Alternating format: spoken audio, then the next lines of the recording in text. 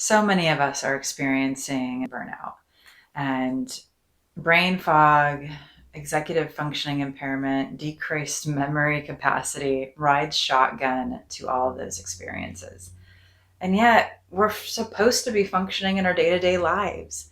And so, how do we navigate that? How do we help our system upregulate into an experience of success so that we can continue to perform at our best despite the ongoing challenges around us? One little hack to keep in mind is this idea of dopamine.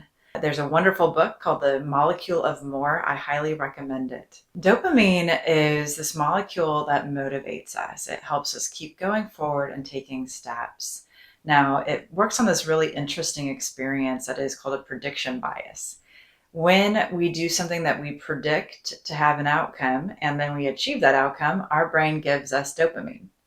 So guess what? If we predict that we're going to have a day where we stay on the sofa all day, binge watching Netflix, and then we do that, we get dopamine. We get rewarded for that behavior.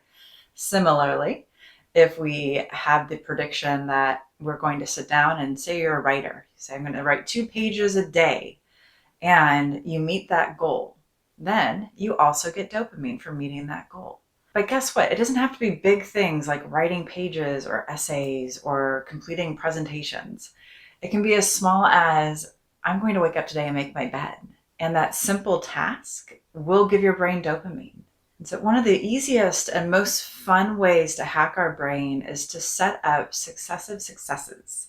And that means little goals that we set throughout the day, that as we accomplish them, our brain's going, high five, brain, we did the thing. And over the course of time, our brain will start to feel more motivated and engaged.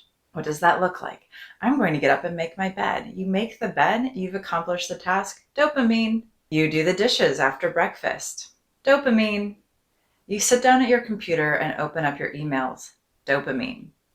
Oh, but guess what? Your brain goes, oh my gosh, there's so many emails. I'm going to get distracted and get on Instagram now. Yes, dopamine, because now your brain's being rewarded for procrastinating. So that's where it starts to get a little messy. And so that's the opportunity to bring in that CPR for the amygdala that we've been talking about, or to do some breath work to regulate your system as soon as you start noticing that you're engaging in a task that is off of what you want to be accomplishing.